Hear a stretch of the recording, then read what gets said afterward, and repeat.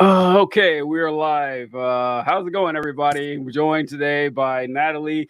Benson fuck! I practiced it. I still fucked up. That's Benson okay. Vega. Done. Perfect.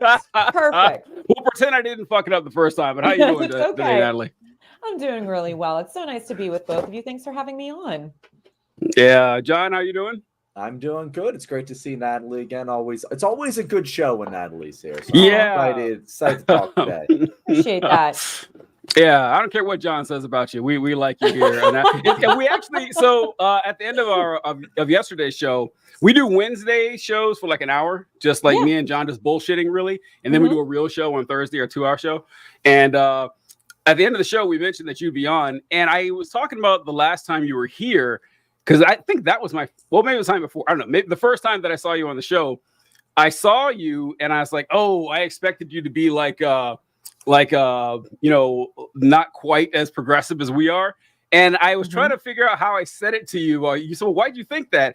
And I said that you look like you had your shit together. Like you look like an actual like grown up. And it's like, oh yeah, this is a responsible person. She's probably not dove into leftism. And I was very happy to find out you were. That was fantastic.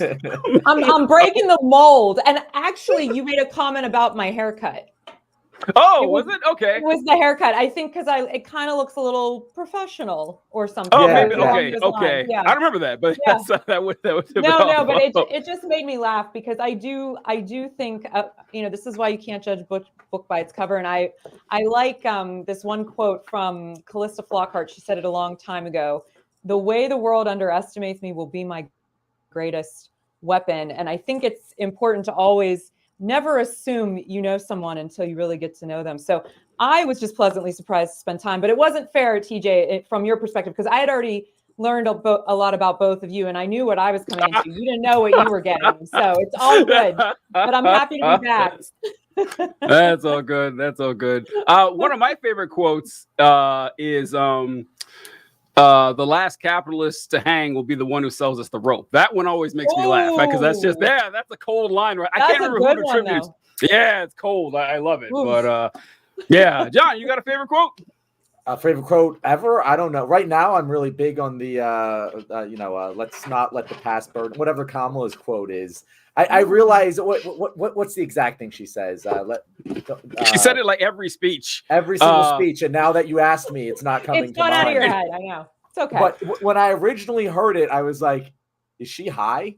And then I did think about it, and I actually do like it. What is the actual quote? Be unburdened by what has been. But essentially what she's saying, be unburdened by I don't know, what can be unburdened by what has been, I don't know, but essentially what she's saying is because something I say a lot is don't let what is define what should be. That's right. And that famous quote of hers is essentially saying the same thing, and I think I've been seeing a lot about that. I don't know, you put me on the spot, TJ, come on. I'm sorry. That kind of night. So before we get into this, this is just something. This has nothing to do with the show, but it's just something that happened right before I hopped on here. I realized I was really thirsty and I didn't have any water, and so I was like, "Oh man, the show starts in like 2 minutes." So I just grabbed an empty bottle I had and filled it with tap water. And then I remember watching this TikTok a while ago, and the guy in the TikTok said, "Oh, so you say you're not bougie, huh? Take this glass of tap water. Go ahead." Drink it. Drink the tap water. And I was like, oh my God, it's disgusting. I can't stand it. And the funny thing is I grew up in the days before bottled water was just everywhere, ubiquitous. We made fun of people that drank tap water when I was, drank bottled water when I was a kid. But now it's all over the place. And my girlfriend that I had, my previous girlfriend, she got me to drinking bottled water because to me, I couldn't tell the difference. But now, after years and years of doing it, tap water is vile. I don't know how I drank it for my entire life. So if you see me taking a swig of the water, just kind of going like that, it's because it's tap water. Oh man! As long as it's ice cold, I don't care. I drink filtered tap water, but that's what I drink, and it's fine. It's fine. As long as of course he does, folks. Of course he does. I think we should call this segment of tonight's show "First World Problems." Yeah, I know, right? I know. It's like we've officially run out of problems while we're bitching out the water. But you know who is having some problems right now? Joseph Robinette Biden. That's what we're going to talk about right now for the first part of the show here. Yes. So at the end of near the end of yesterday's show, we were putting together topics, Natalie. We went through some stuff and everything, and then John texted me later that night, and he was reading the same stuff I did. It's like, man, I've just been watching the news. We got to add this topic about Joe Biden. And we absolutely have to, because when John and I spoke about this last, Chuck Schumer and Nancy Pelosi, I think they had a meeting with top Democrats talking about, hey, what are we going to do about this Joe Biden thing? But as of last night, there even more came out, or last night and today, just keeps popping up more and more. The big guy himself, Barack Hussein Obama, he has told his allies that Joe Biden needs to seriously consider his viability for re-election. And when I saw this, John, my first thought was, well, how come he's not asking Trump to reconsider his viability? We joked about that a lot, Natalie, because we were saying that, hey, you know, Biden's he's looking kind of rickety. Maybe he should step down. And a lot of people would say, why aren't you asking Trump to step down? As if, as if we have anything to do with that at all. But this is the article from the Washington Post, so you know it's true. Former President Barack Obama told his allies in recent days that President Biden's path to victory has greatly diminished, and he thinks the president needs to seriously consider the viability of his candidacy, according to multiple people briefed on his thinking. I'll toss it to Natalie first. What do you think here? Is this good news for Biden or not? I'm not sure. I'm new to this whole politics thing.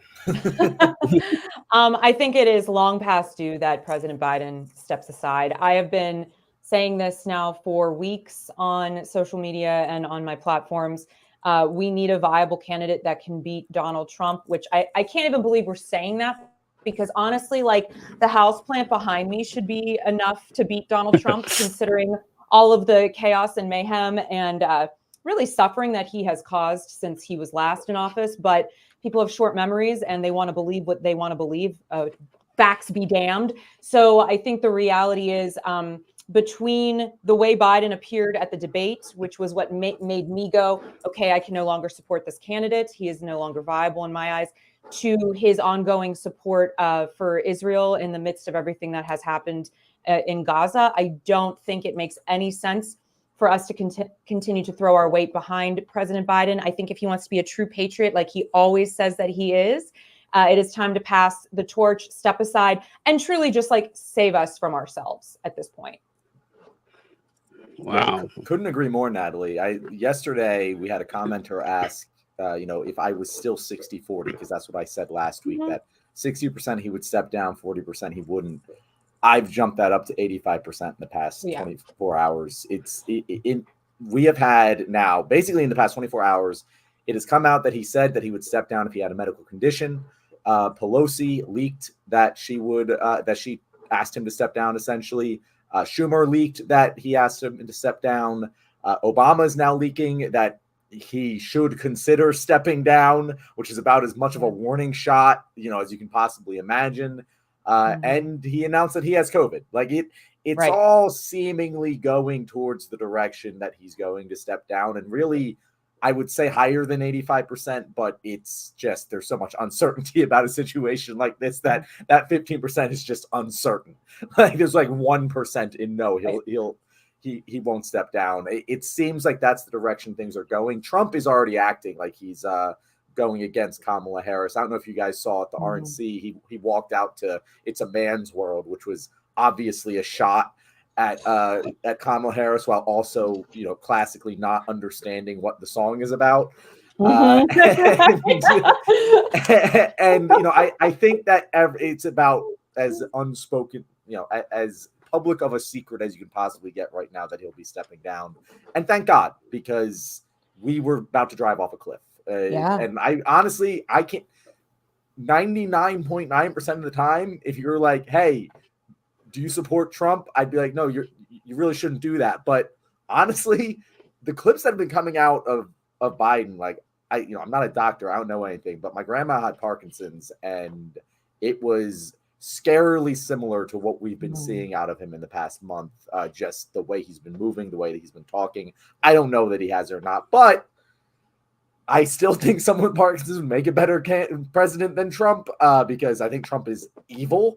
But I don't blame the average person for having pause about that. You know, like you can't really like be too upset that it's like, oh, we're considering Trump because Biden clearly isn't capable.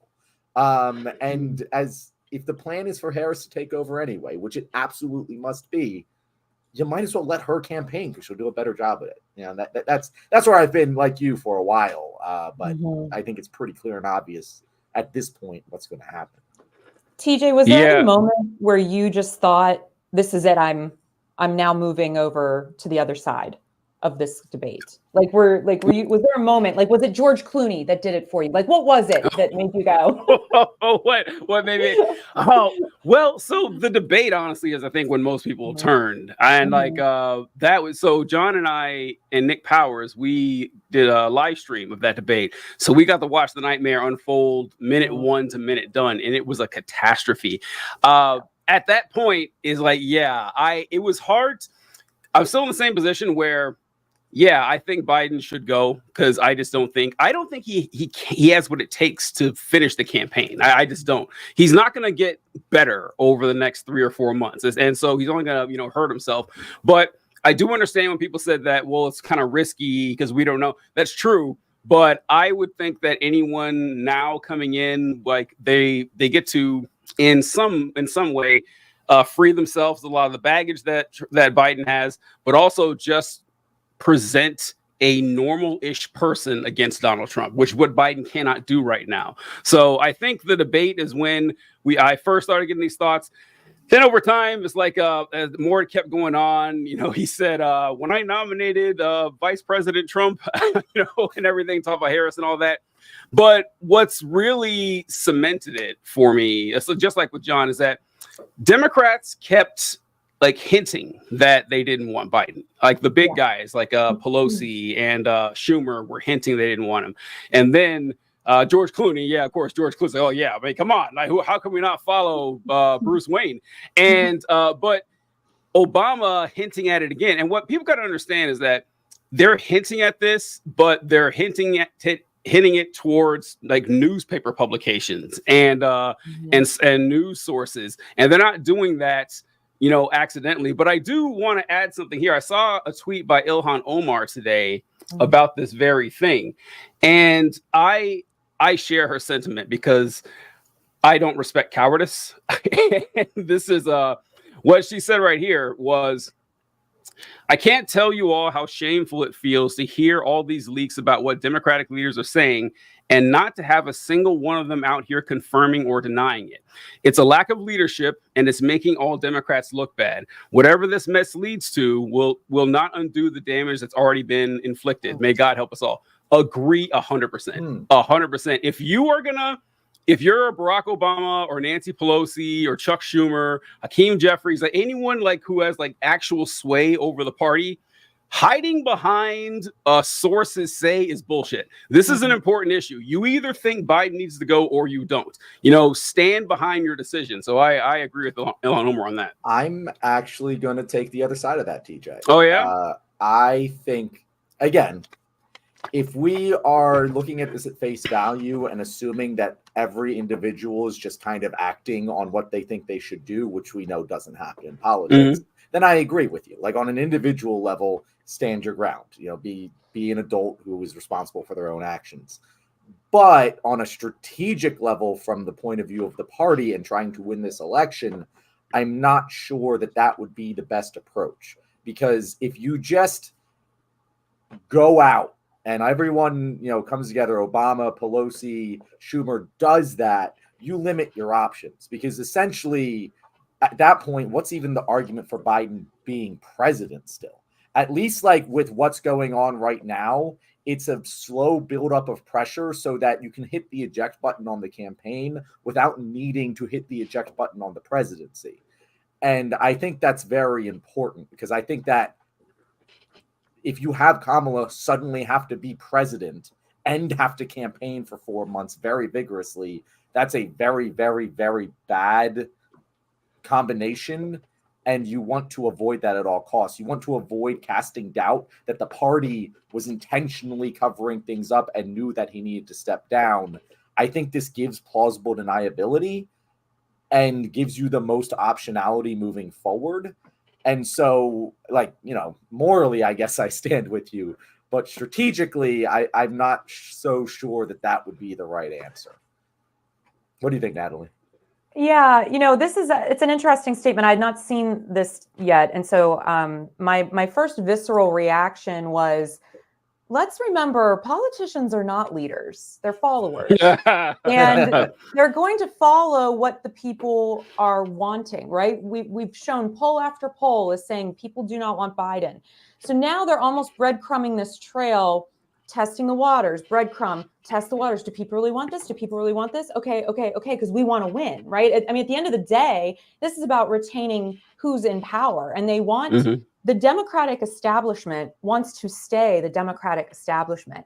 And Kamala Harris and Joe Biden are not that far apart in policy position. No. They may be very far apart in appearance and obviously the rhetoric and how they might appear to the public. But at the end of the day, swapping Kamala's positions, swapping Biden's positions for Kamala's is not this big stretch. So the Dems just want to stay where they're at. And I think leading the people and saying, okay, how does this feel? How does this feel? How does this feel? It's getting them prepared. It also provides Biden the opportunity to step aside on his own 2 feet and look like a hero. And I think if we're talking about this BS, and excuse me, around, you know, like a fragile masculinity, because that's what I'm seeing all over the place right now between the Trump and the Biden campaign, right? One near, you know, where's the little cover on his ear because he's a hero, and this guy, you know, he's appearing weak on stage because he has a summer cold. I mean, it's also fraught with misogyny. It's fascinating, and toxic masculinity. So I think what they're trying to do is set up a framework where Biden can still stand on his own 2 feet and say, I'm saving the country by stepping aside and giving you guys what you want. And to me, that's really what's at the heart of all of this. Yeah. It is important to keep, you guys are right. It's important to keep in mind the pageantry and stagecraft that politics is. It's not just about, you know, you stating your opinion or even what you think is right. Unfortunately, right? It's not. It's like, it really isn't. It's about like, this is like the sad thing is that what Republicans have figured out and it works easier when you're a fascist, that they understand better than people on the left that what really matters is the power, or who has the power. That's what really matters. Like optimally it would be about morality. That's what you want it to be. But whenever, you know, people who, you know, want to kill you or want to, you know, limit your rights or just have, you know, hatred towards anyone different than them, if they're in power, then you're not going to have the ability to exercise your morality anyway. And so John and I spoke about this a while ago, Natalie, talking about, you know, people who may go rogue. And I don't think anyone should go rogue, obviously. I think that if you present a united front, it would be better. But yeah, you're right. You know, just stepping up, saying, this is what I think. Nonsense. You can't do that with something that's important. But Bernie and AOC came out very okay. I haven't heard your opinion on this, Natalie. So I'm curious, like, why you think they did that? Because John and I had differing opinions on this, I think. But I'm just fresh. What's yours? I'm so glad you brought this up because I was going to ask you guys if you didn't ask me, because I didn't hear you talk about that, and I was about to segue to this topic too. Yes, so I'm glad we're all of the same all mind. Yes. Well, I was shocked. If there was one thing that did surprise me during this whole grand experiment, we'll call it, of an election cycle, I was shocked because more so from AOC than from Bernie. And I'm wondering if they weren't as connected necessarily as I thought at first, because I thought, okay, someone got to both of them. But I'm wondering, you know, AOC is at the very beginning of her career and still, and I think that she could go very far with her ambitions if she chose to. And maybe there was a little closed door conversation that said, yo, we've let you get away with a lot. You better step in line with this one at the time that she made that comment. And I wonder with Bernie, because he's at the other side, the end of his career, his legacy, I don't think we want to discount what is said to people when there are no cameras in the room and there's no one else around. And I wonder if there was a little bit of intimidation of get in line or we'll bury you kind of energy going on. Now it already feels like a very long time ago, because now they're all saying that Biden needs to go. And I would be surprised if AOC in particular got behind him on her own without any, let's say, gentle encouragement from the establishment. So I said this previously, and I still believe it to be true. That Ilhan Omar tweet puts a little bit of wrench in the theory, but I mean, it's not just AOC and Bernie, it's the whole progressive caucus, it's the squad, it's everyone. And Bernie's always been kind of separate from the rest of them. Bernie's kind of his own entity who just agrees with them on most things. He doesn't really act in unison with them. But what I do think, strategically speaking, there's a strong case to be made that if this decision was already made with Pelosi and Schumer, and from what we're hearing now, I mean, Schumer had that conversation with him like 2 weeks ago, I believe. And so like it's coming out now publicly, he's leaking, hey, this is what it was about. I said this. And he's, not denying or not directly denying it now. It's a slow escalation, right? But if it's Bernie, if it's AOC, if it's Ilhan Omar taking the flag and leading the charge against Biden, the story becomes, the progressive side of the party is in revolt. Exactly. Whereas if it's coming from, the call is coming from inside the House, it's, the party wants Biden to step down. And I think that, progressives in the left have seen time and time again, we are scapegoats constantly for any time a liberal politician fails. And I think that the progressive caucus was like, we're going to just do our darndest to like put a smile on our face and say, we stand with Joe Biden because we're not getting blamed for this shit this time. And the only reason they would feel comfortable doing that is if they knew Pelosi and Schumer were on their side here and were leading the charge. I think that that's what happened. Now, Ilhan Omar tweeting that and kind of throwing shade, maybe she just personally got fed up. I don't know. She's definitely a little more mavericky against Biden, especially because of the whole Gaza situation. So maybe that's more of she wanted to stake her niche a little outside of that and more against Biden. I don't know, but it does seem to be a strategic decision to me.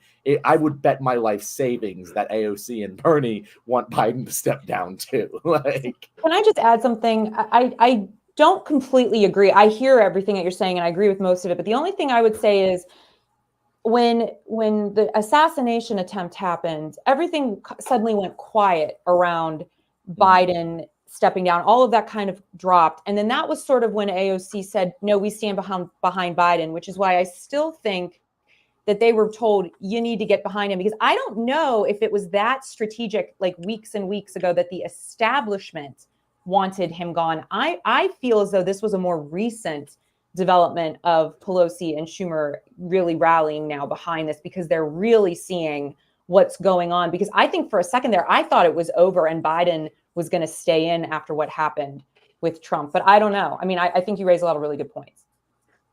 When this came up, when John and I talked about it a while back, I had the position that they were going to take this either way. They were going to state their support Biden either way. And my postulation is similar to what you guys said, except that I didn't factor in what the establishment said. I pretended they didn't exist, because the way I saw it, if they lose either way, if they come out against Biden, if they come out against Biden and Biden wins, it makes them seem even more like pariahs and separate from the Democratic Party. If they come out against Biden and Biden loses, like, oh, well, look what you guys did. You cost Biden the election. So I didn't see any way it could possibly benefit them. Yeah, it makes them look cool to us. Who the fuck cares? It doesn't matter. And so that was my guess. And with Ilhan Omar, so I don't know if she's actually like criticizing what they're saying. I mean, she might agree, but she's criticizing their courage, I think. I mean, what she's saying there is that, hey, if you're going to say it, just say it. Yeah. Which it's not so. That means that she's disagreeing with the strategy. She's not disagreeing with the should Biden step down. She's saying, I'm disagreeing with the way we're going about this. Yeah. Means that she isn't in lockstep with the rest. Because if my theory of what's going on is correct, and that the reason that AOC and Bernie and the rest of the progressives are staying quiet is because of a handshake deal with Pelosi and Schumer and the base of the party and party leadership, it means that she's kind of saying, hey, I'm going along with this. I don't like how it's going. Now, my theory of how it's going could be wrong. If my theory of how it's going could be wrong, then a lot of other things are on the table. But I do think that I don't think AOC and Bernie are being intimidated, because who would they be intimidated by? Like, if Schumer and Pelosi are on their side, they're intimidated by Biden? Like, I don't think so. Biden's incredible. But they're on their side now. I don't know if they were necessarily all on the same page. Well, I just think this is moving so fast. Yeah, if the reporting is true that Schumer 2 weeks ago told Biden that, hey, maybe you should step down. I think, again, I may be giving too much credit to Democratic Party leadership. That could be the thing. But here's the thing. I am not one to do that. So that's fair. That's fair. I'm definitely biased against them. And I think that they already knew. I think that they already were like, hey, Biden might not be our best chance, but we're sticking with him. And then once the debate happened, that became an untenable position. And that as soon as that happened, I think the wheels started to go in motion. I don't think that you would have had 20 congressmen step forward up until this point without the blessing of party leadership. So to me, just the fact that so many congressmen have already come forward and said straight up he needs to step down is an indicator to me that party leadership was at least friendly to the position of trying to get Biden to step down, which is why I say that's makes sense to me, because we all know, like, if AOC had her way, and you even said like Kamala and Biden are pretty similar, which they are, but Kamala is a step to the left of Biden. Oh yeah. And so, like, from every logical standpoint, they should want Biden to step down. I think it must be a strategic decision then. And you would only feel very comfortable making that strategic decision if you knew, the bigger guns were fighting for you, and you didn't have to take this fight to the streets yourself. That's how I see it. Okay. I have one question, John, because my powers of comprehension are being like uncharacteristically poor right now. In what you were saying about who are you saying Ilhan Omar is criticizing? I'm saying this is new information in my theory, and it puts a little bit of a wrench in it, and I'm trying to figure it out. But like, I think what she's I don't know. Like, it's very cryptic as to she's kind of criticizing everyone, and I think it might be a little bit of just like hey, I'm frustrated and I'm letting you guys know publicly. Like, I don't know. So it seems weird. It just seems like a weird thing to say if you were already. If you were already going along with this plan of, hey, progressives, be quiet about this or support Biden staunchly, which she seems to have done. Like, she hasn't called for Biden to step down. So like, why would she be criticizing the people who are going along with that strategy? See, that's it. I don't think I think she's criticizing like Schumer and Pelosi and Obama because they haven't put their names to this. That's how I was interpreting it. Yeah, like there's because she's like she's just going, we need to speed up this process, is essentially what she's saying here. Well, she needs to say, she's calling them cowards. It's like, but has she called for Biden to step down? Well, but she hasn't leaked to any news sources. Hey, off the record, I'm saying this, and then it's like, well, sources say Ilhan Omar wants Biden out. And then she's criticizing like sources say Obama when Obama leaked that. I think it's just like a cowardice thing. I think it's a weird, again, I haven't followed Ilhan Omar specifically in the saga, so maybe I'm missing something, but I feel like that's a weird thing to say if you haven't staked a claim. Like, if you're kind of just not participating, I think it's weird to say, hey, the way you guys are participating is kind of cowardly. Because, go ahead, Natalie. I think we're also just reading a lot into something here, because in the sense that, like, people just tweet when they're annoyed. Yeah. And she could have just been like, okay, I'm just, and that was it. And then maybe an hour later, it's like, maybe I should have thought about that. You know what? So, you know what's funny about this? Ironically, she's like, it's really cowardly that you guys aren't putting your names to these statements and not naming anybody. That's actually pretty cowardly. So, that is. It's like, well, why don't be subtweeting, these members of Congress here. Meta conversation. Yeah. Name some names. John, I wrote something down. You mentioned a while ago that how Ilhan Omar doesn't have. Well, she's a lot more outspoken. Like she rolls the dice a lot more, and she's takes more risks. Mhm. And how she's in a more tenuous situation. And it's true. I don't know if you remember Destructo Jugo Ate when he was on the show a while back. He's from Ilhan Omar's district, and he was telling me, yeah, she's not like super popular there, which really surprised me. And she won by like 1.5 points when she ran last time. I thought she was way more popular than that, but yeah, that was I just want to point out that right there. Another note. Someone said something about Donald Trump not understanding, what songs mean and everything. My favorite example of that was when he played "Fortunate Son" at one of his rallies or something. It's like that song was written about you, Don. What's going on here? It's at least "Fortunate Son" and like the other big one is "Born in the USA." Born in the USA is like they don't sound like they sound patriotic. They do, yeah. It's a man's world, very clearly.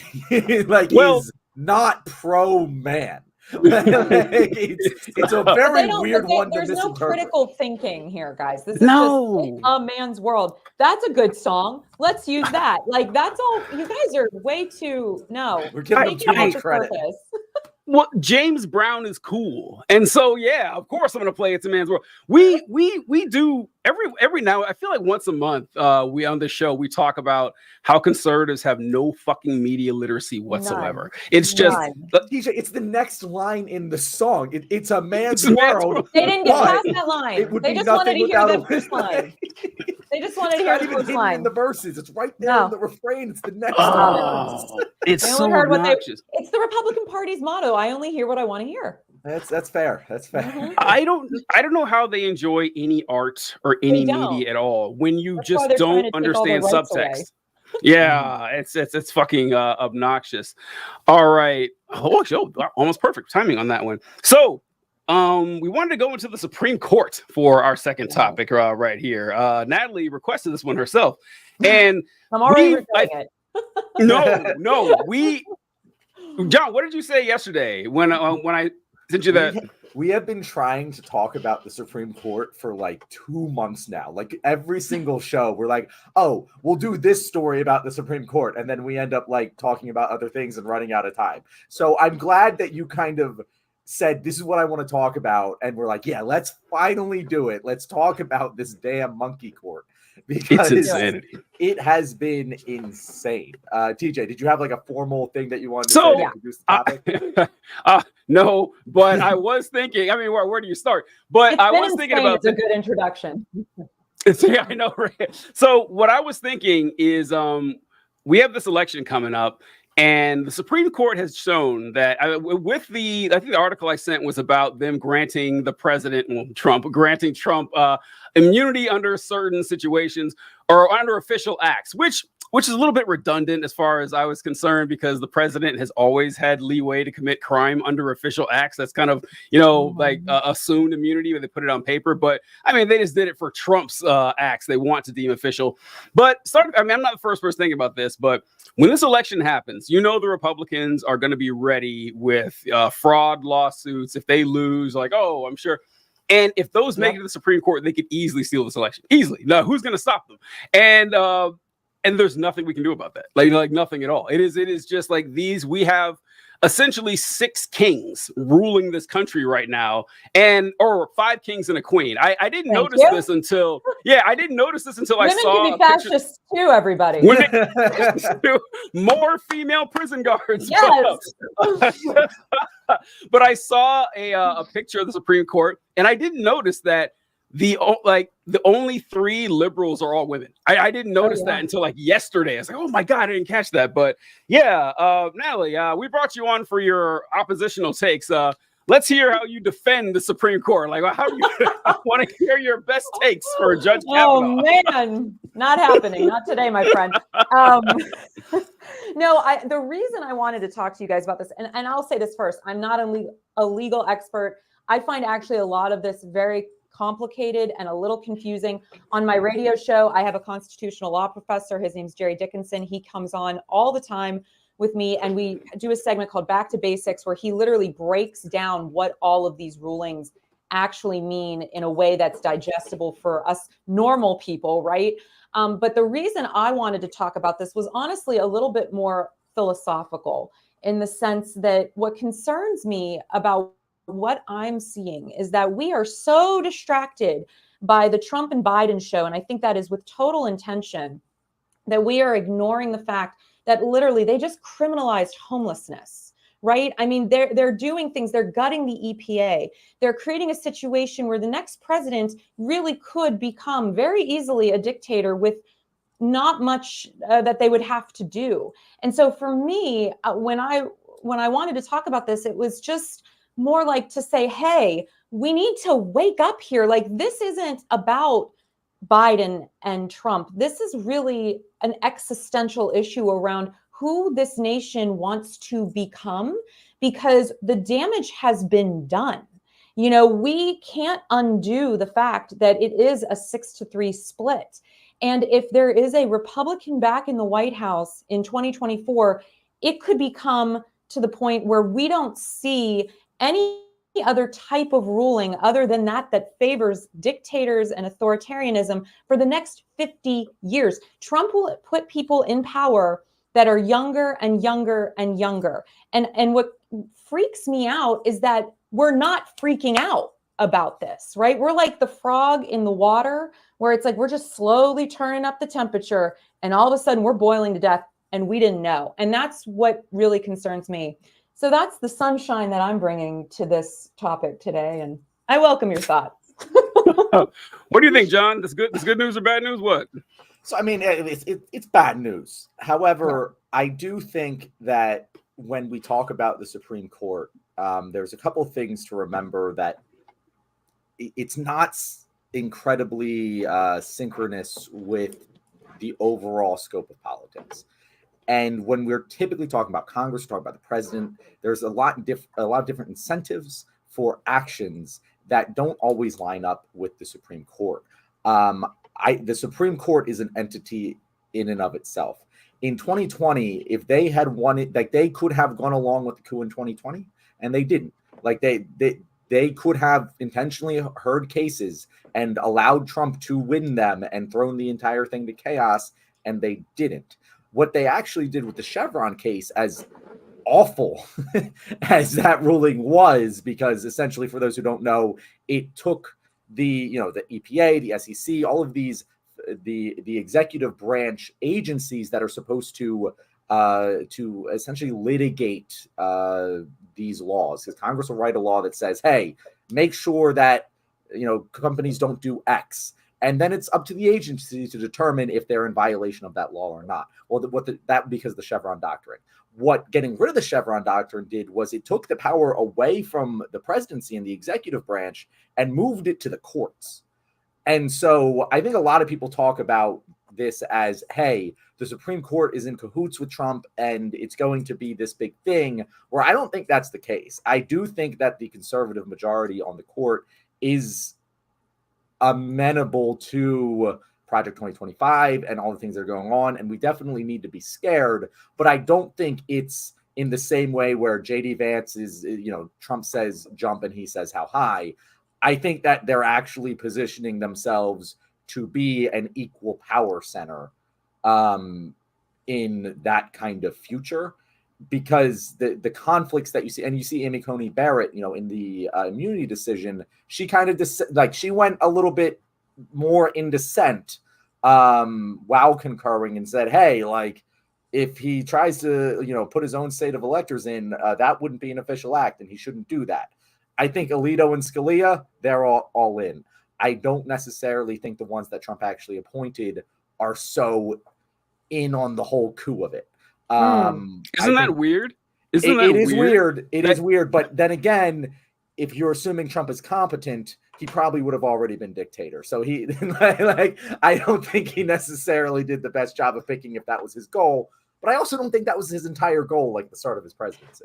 I don't think he envisioned this whole pathway for himself. I totally disagree here. Really? I think we're turning the water up and you're not realizing how hot it is, my friend. I could be wrong. Natalie. Everything that I'm hearing from my friends in the legal spaces, this shit is bad.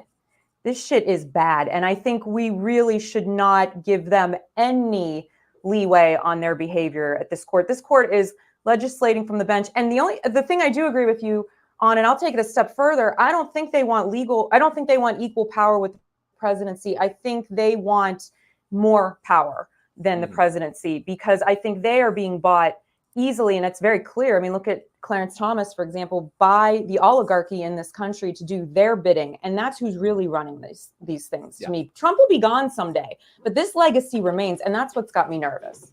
Yeah, that's what I was about to say. Is that I would argue they already have more power than the presidency. They won't expect, because like you mentioned, the presidency is temporary. The presidency is actually constrained by, I believe it or not, it is constrained in a lot of ways by the courts, or as one, and by law codes of ethics. I like that the Supreme Court has not had a code of ethics. I know, has not had a code of ethics the entire time.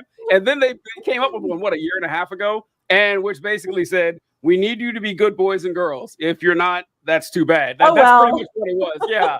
And there's a lollipop either way. Yeah. And I was gonna say, you mentioned that you have a constitutional scholar that comes on your show, whatever. And I was just imagining, man, what a fucking know-it-all that guy must be. I don't know what it was like. He's just sitting there talking about ex post facto laws and bills of attainder the entire time. Like, oh my God, I couldn't imagine. You should get him. I'm going to see if he'll do your show, because he would be fantastic. His name's Jerry Dickinson. He ran for Congress here in Pennsylvania. He was adopted, one of many kids. He grew up in the foster care system. He was adopted by white parents. One of his brothers ended up incarcerated. He became a lawyer to really help his community. Jerry is one of the coolest people ever. And God, the man is so freaking bright, but he's so thoughtful and reasonable. And he always, in your defense, John, he always pulls me back from the ledge. He goes, okay, let's just talk this through. And I'm like, okay, because I'm ready to freak out, so he would be a great get. I'll see if you're up for him. I think it would be a really cool segment. Well, if you wouldn't mind channeling him for a second, because it's curious that you said he pulls you from the ledge, because I was right about to ask, what, you said that people need to be more worried about the Supreme Court, and I agree. And it's honestly the primary reason why it's important to defeat Trump. I think the biggest one of all is that we could easily lose a Supreme Court justice or two in the next the next 4 years, and allowing the court to go 8-1 is unthinkable. Actually, it's not unthinkable. I can't think about that, but it's just a nightmare. So. People who know this, I think, that do understand the balance of the Supreme Court is, on a razor's edge, and the Republicans have a 20-year advantage on us going forward, and we have to do everything we can to stem that tide.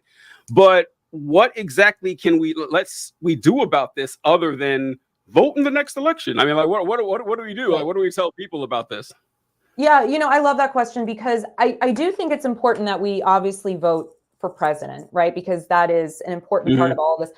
But the people that really impact you on the day-to-day are the ones that are in local positions of power here in our communities. And beyond that, I say get involved with something that means something to you, whether that's an anti-fracking campaign, whether that's paid leave for all, whether that's healthcare for all. I think we think voting is enough, and it's an important part of democracy, but we all need to get off the sidelines and really into the game in multiple ways, because you're right, they played the long game. And there's always that, it's not really a joke, but that saying that Democrats, go to sleep at the wheel for 4 years and then come and vote for every presidential election. Meanwhile, the Republicans have been dealing with the local elections and have been putting their people in place for 30, 40 years now. And we're seeing the ramifications of that in the local courts all over this country, and in local elections. So to me, it's a two-prong approach of you need to vote in every election. They all matter, right down to your council, right in your own backyard. And you need to get involved with at least one organization that means something to you, because what we've really lost sight of in this country is community. Everything is about us versus them. It's actually about all of us together. We are going to sink or swim together. And so building community in real life with people that want to move the ball forward, they may not vote like you, but I think you'll find it interesting. Sometimes there are strange bedfellows that come together on larger issues. Yeah, and I also just want to clarify. I agree that like the temperature is going up. The distinction John, that I was I trying didn't to mean to make. get so hot. No, it's totally fine. And I agree with everything you just said. Like, it's the most impact any individual can have is voting in those local elections, getting those local people in place. But I'm just saying that the worst case scenario that is in all of our minds is like Nazi Germany level bad. Yeah. And Nazi Germany level bad is the courts are in on it. And that the distinction I'm making is I don't think that's the case. I think the Supreme Court is making its own play. And it, as TJ said, if the Supreme Court is reigning in the presidency, that worst case scenario probably doesn't happen. The worst case scenario is the courts just do the bidding of the presidency, which would be very, very bad. And I don't think even if we end up with an 8-1 that really becomes the case unless there is a martial coup of some sort. And that's all I was saying there. But no, yeah, it's bad. Like all of these, like the Chevron decision in and of itself, honestly, that's the one that kills me the most. Because the immunity one, I don't actually think that changes anything unless a worst case scenario sort of event happens. The Chevron case just, it blows up our entire, the way all laws are constructed relied on Chevron. Yeah. And now everything is just a clusterfuck, which I think is really funny coming from the conservative small government side of things. It's like, oh, we just want lawyers deciding what should and shouldn't be done instead of like paid experts. Like that's the one that really pisses me off the most. And I think will do the most damage long term. But yeah, it's just going to get worse from here. Like it doesn't get better unless we change the court. Oh, go ahead. Sorry, please. No, go ahead. Oh, I was just going to say that I think it requires everyone to like actually just kind of develop a vision to see what can be unburdened by what has been. That's all I was going to say about that. And so I don't know, Natalie, what did you have to add to that? No, I just love it. The only other thing I was going to add is, I don't want to also discount the severe damage that the fall of Roe has caused to so many pregnant people and women and others around the nation. I just had the woman who was featured in Biden's ad called Willow. Her name is Amanda Zarowski, and she was pregnant in Texas. And I had her on the radio talking about what happened after Roe fell. She had a miscarriage, went septic. The doctors were not allowed to treat her. They were all freaking out. They said, we can't do anything for you until you're basically near death. So she ended up going back 3 days later, almost did die, and is now permanently, the damage was so bad to her internal organs that she'll probably never be able to have a child. And so I think, when we talk about these high-minded ideas and we talk about these statistics and these numbers, we forget real people are being harmed. And it's counterproductive, right? The issue of abortion is a perfect example of there were more abortions in 2023 than ever. And our infant mortality rate rose, I think, 12% or 21%. It rose significantly. And this is mortality rate too. Yes, and the maternal mortality rate. So these are things that are killing us and maiming us and causing great, great harm. And we know that they're going to impact Black, brown, and working class communities harder than most. And so to me, it's like all of this intertwines together, and it really comes down to who is benefiting with these new, laws being either put in place or chaos being put in place. And why are people supporting those who are actively harming them? And that's what concerns me the most when we get back to the philosophical point of this is who do we want to be moving forward? Because these people are not working for your best interest, no matter what they tell you.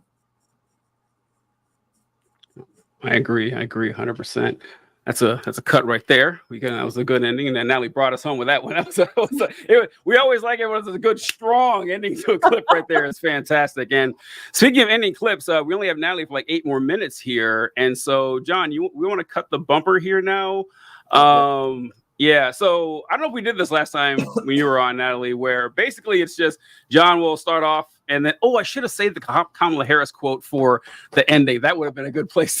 I just thought about that. But No, John will just say, hey, thanks for watching the show. Here's our guest, Natalie. Here's where you can find our content. And then you say where you can find it. And then I'll put a button on it. So she'll take a minute. I am sad we didn't get to talk about JD Vance because I hate him so God, much. We are all reading each other's minds today because this one would take a minute. And I want us to jump into JD Vance for 5 minutes while you're still here. That's so great.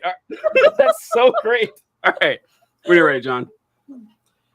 All right, guys, you made it to the end of the episode, which means you are one of our favorite viewers. Thank you so much. And with any luck, we're recording this on Thursday. Maybe Biden has already stepped down right now. And if he has, you better be commenting, liking, subscribing, and everything about how happy you are to see it. If you guys enjoyed listening to our wonderful guest this week, I'll let her tell you where you can find her other places. I have them tongue-tied, Hey, everybody, I'm Natalie Bencivenga. You can find me at Natalie Bencivenga on Instagram, LinkedIn, Facebook, TikTok. I have a website, nataliebencivenga.com. You can also check me out on the radio, 100.1 FM and AM 1020 KDKA here in Pittsburgh. And if you're outside of Pittsburgh, go to kdkaradio.com and you can stream it live or play it back. I talk about all these things, and I got to get both of these guys on my show. So stay tuned for that. Fantastic. We appreciate the offer there, Natalie. We'll join as soon as we can. Thank you guys for watching the show, and we would like to welcome you all to the Neo K Hive. We are glad to have you here, and we are going to go strong. Kamala's our mamala. Catch you next time. All right, cool. So I want Neo K Hive. I absolutely love that phrase. That's what we are. That's who we are now, man. Like I used to make fun of those folks 5 years ago, but now I'm all on board. Natalie, I don't know what you had to say about JD Vance. There's so much that we're going to talk about even when you're gone. But what I want to pop out there with JD Vance is that his name is not JD Vance. His name is like James Bowman or something. That's his actual name, his birth name. So, we know how they feel about, creating your own names and pronouns and shit. So no one referred to him as JD Vance. And also, what I want to mention about JD Vance is only 39 years old. First off, he looks way older. He's 39. And he has been in politics for a grand total of like 3 years. He first won election 3 years ago, which has really got to piss off like Tim Scott and Doug Burgum. Can you imagine? Tim Scott got married for this. God, I know, right? I know. Oh God, like some fucking baby they just pulled up who's been in politics 10 minutes. Oh, it's gonna chop him so bad. What you got to say about JD there, Natalie? Oh, I just hate him. I just wanted it to be very clear on the record how I feel about this person. I mean, there are very few people that I reserve that word for, truly. But my gosh, is he just disgusting? I mean, first of all, he's a liar, right? He's a racist. He's a misogynist. He's xenophobic. Natalie, we know he's a Republican, but what do you hate about him? 5 points, John. That was great. Oh, that was great. All right, John wins the day for that one. I think what really bothers me about all of this is I'm just going to come back with the confidence of a mediocre white male because they just seem to fail up, man. Like this guy, like you said, TJ, he has been in politics for a hot minute and he gets to be in this position. Like insane. It wouldn't happen to any other kind of person. Like it just wouldn't. And of course it's the Republican Party. I mean, this guy, the idea that he could be close enough to have his finger on the nuclear. Are you a racist? Like that freaks me out. Trump is old as fuck too. There's a good chance he could die in office if he's reelected. And then we're stuck with this guy. Are you kidding me? No, thank you. This man wants women to stay in abusive relationships. He doesn't believe in any exception for abortion, for the life of mother, anything. This guy is trash and we need to take him out with the rest of the garbage, in my opinion.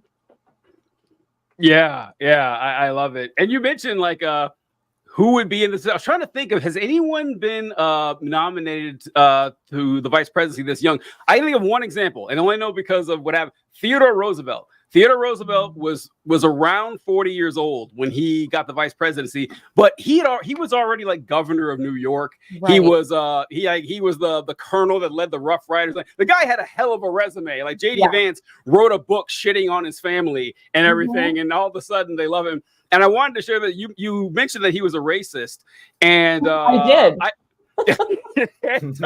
I don't know if you saw this. but JD Vance would like to ask you guys a question. Oh. Are you a racist? I don't know if you saw that. JD Vance Is he asking himself a rhetorical question? I know, right? It's a clip I love. Are you a racist? Do you hate Mexicans? Wow. I think I think the Republicans got their guy. I think they got, like you said, John. He's a Republican. We all know it. Wait, TJ, play that out. I need to hear how. Oh, I need to know where this is going. Suspense. Yeah, where is it? Okay, where hold is on. this narrative going? Yeah, so it's a campaign ad, as you saw. Let me find it up here. JD Vance. What's the call to action? Is it? Are you a racist? Join For me, us. it can't be If that. not, let me share some campaign ideas with you. Hold on here. Are you a racist? Do you hate Mexicans? The media calls us racist for wanting to build Trump's wall. Joe Biden's open border is killing Ohioans. With more illegal drugs and more Democrat voters pouring into this country, we will put America first. The open border with Mexico is killing Ohioans. Yep, that's my favorite part. They're getting all the way up to Ohio. It is wild how they say that shit. It is wild. Like a state, you couldn't be closer to the middle of the country than Ohio and or Iowa.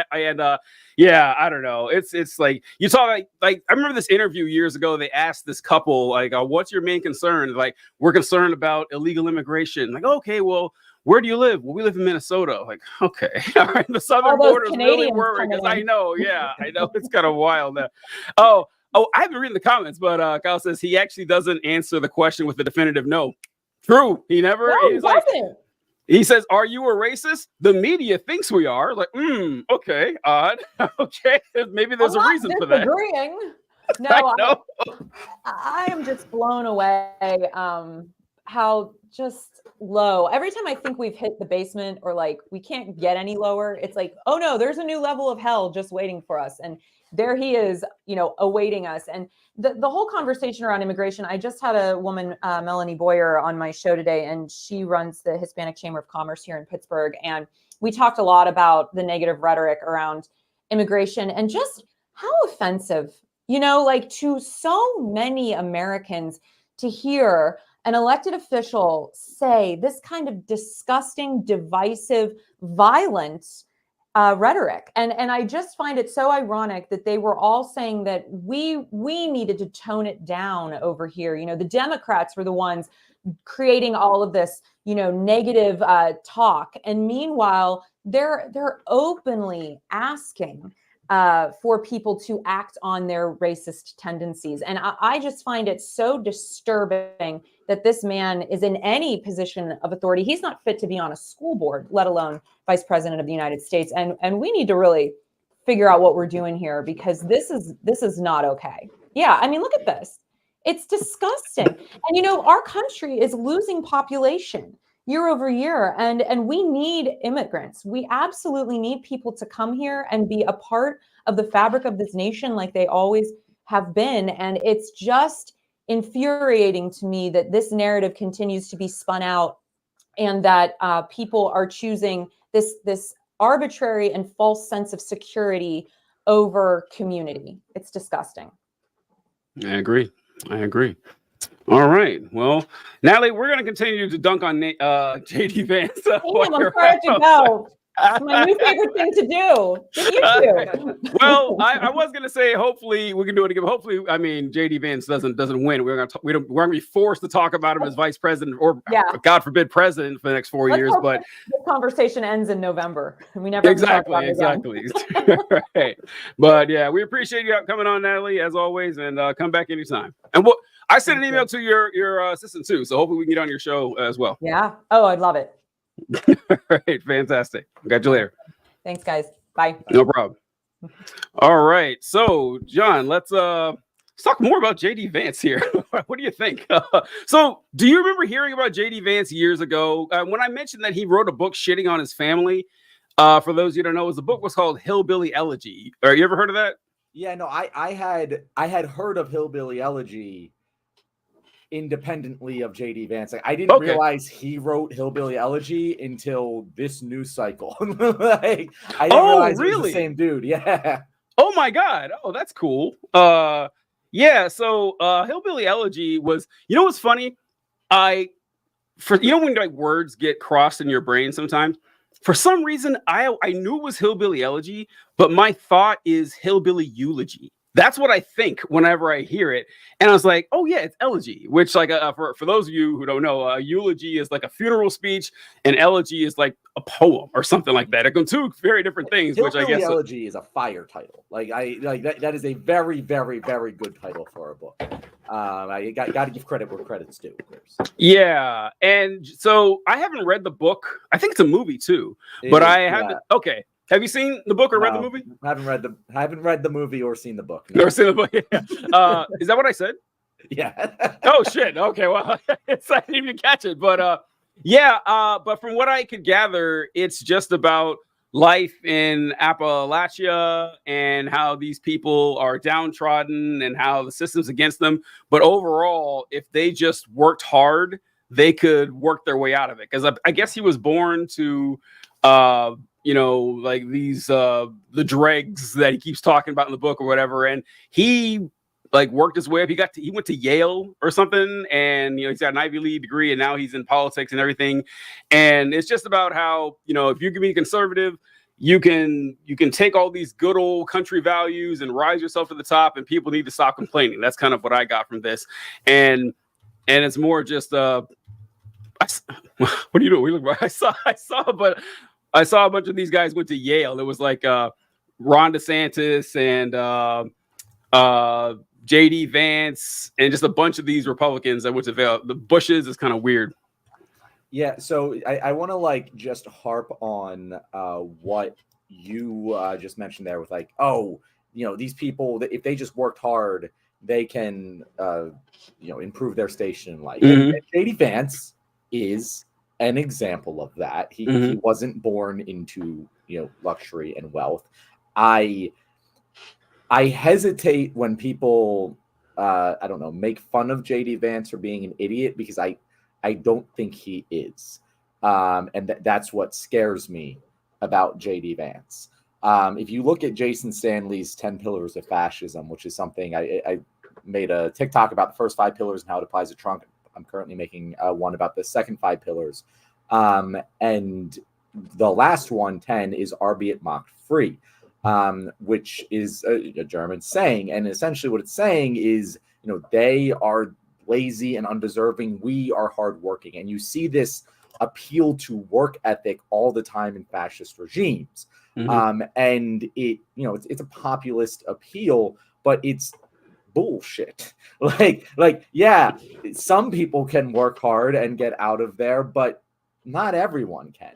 And it becomes this self-fulfilling prophecy where, the people who are successful must be because they worked hard and they deserve their success. And the people who are unsuccessful must be because they didn't deserve their success. It's kind of that, prosperity gospel. The same kind of idea. And I see JD Vance as a very intelligent person who is very intentionally leaning into these hyper-conservative trappings for the sake of implementing fascism. And I think that is the scariest part of this pick for Trump, because it's a terrible VP pick electorally. It really is. Really, really stupid one. There were options that were very loyal to Trump. Like, if Trump is valuing loyalty above all things and wants to make a more electorally sound pick, Tim Scott's sitting right there. He's obviously very loyal to you. He would cut his own dick off for Donald Trump, I'm pretty darn sure. But like, JD Vance is this is someone who is even farther right than I am. He is more socially conservative. And I don't think it's real. I don't think he believes in his heart of hearts these things. I think he knows that these things can give him the kind of power that he wants. And that's what really scares me about JD Vance. I do think he is the scariest pick that Trump could have possibly chosen. Shit.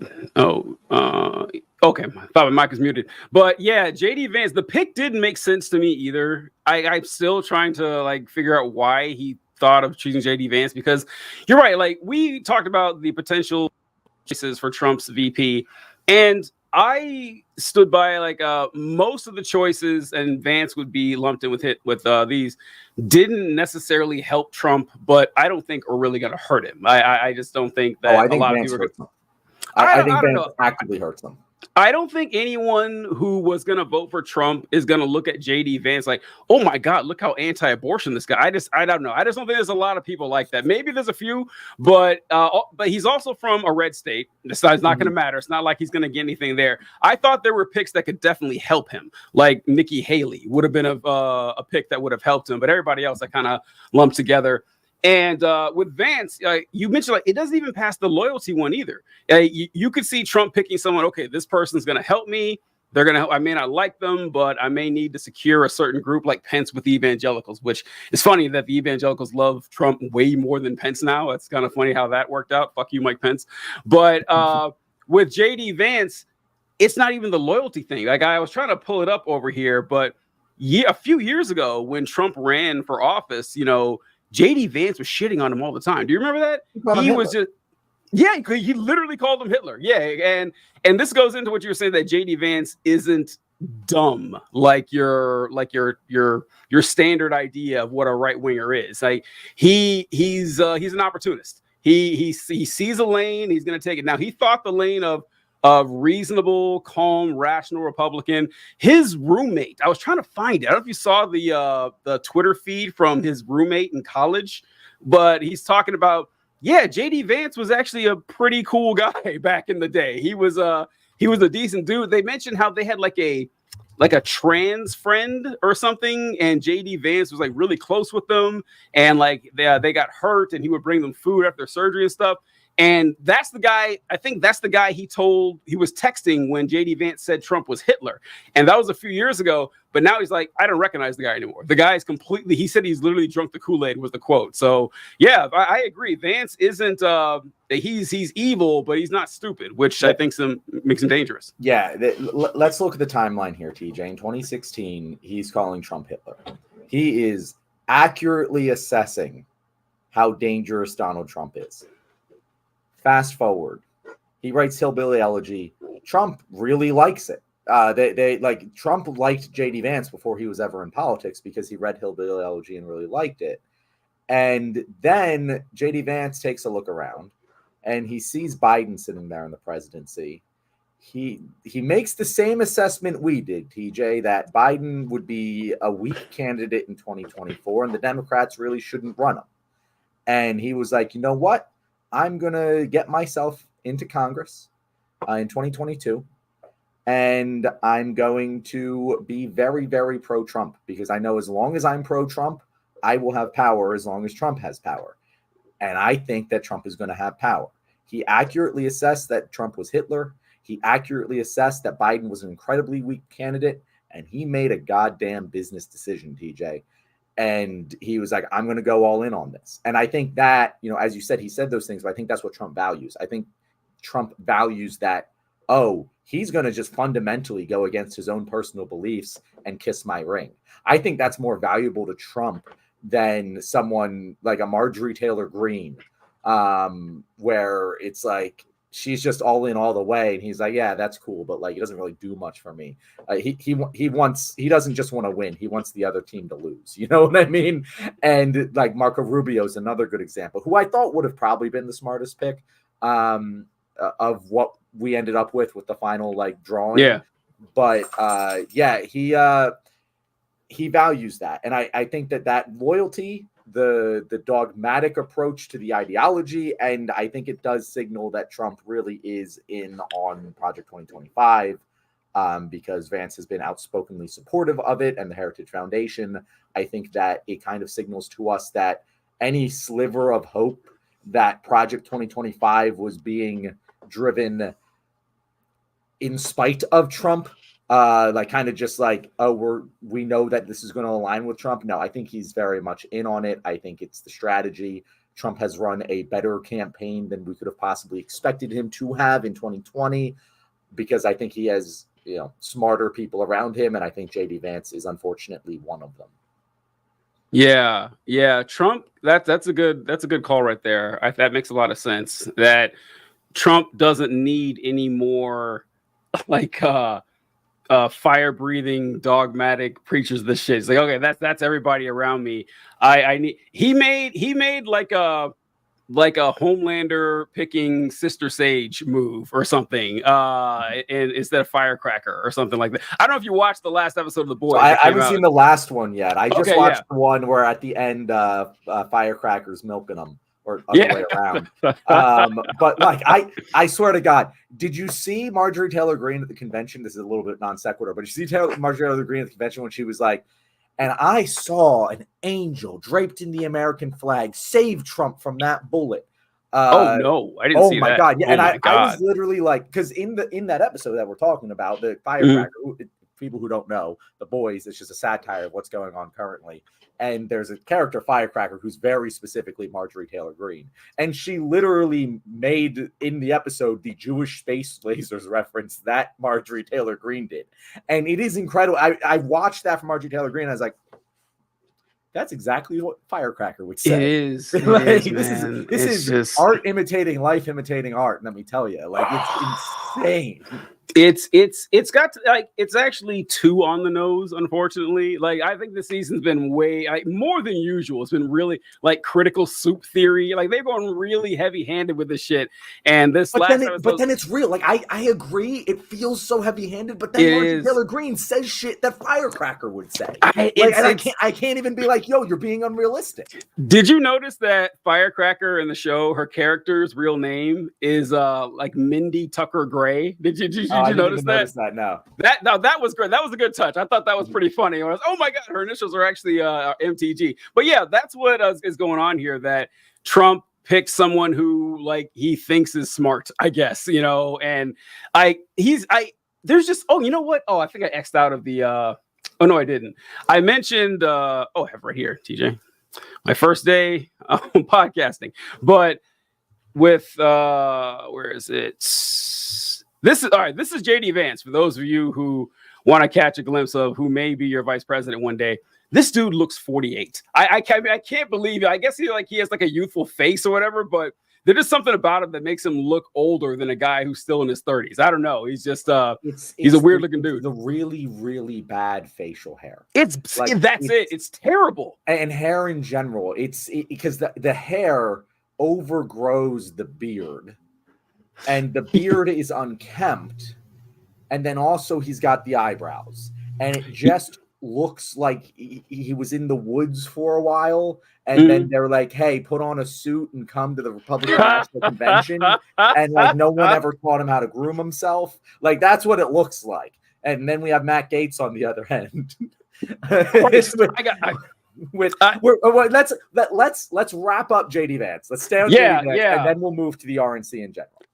Fuck. Oh, one thing about JD Vance, you mentioned, that's a good point, because hair does do a lot to shape how old you look. So, like, you know how people talk about, you look at pictures like of NBA players in 1974 and they all look 42, like every last one of them. Like, here's Artis Gilmore and he looks like a 48-year-old man. He's 23. You're like, what the fuck? It's a lot of it is the hairstyles and the facial hair that everyone kind of had the same hair. Like young people didn't really wear their hair a whole lot different than older people. You had afros with bald spots. You had giant thick mustaches. Everyone, and beards. Everyone had the same thing.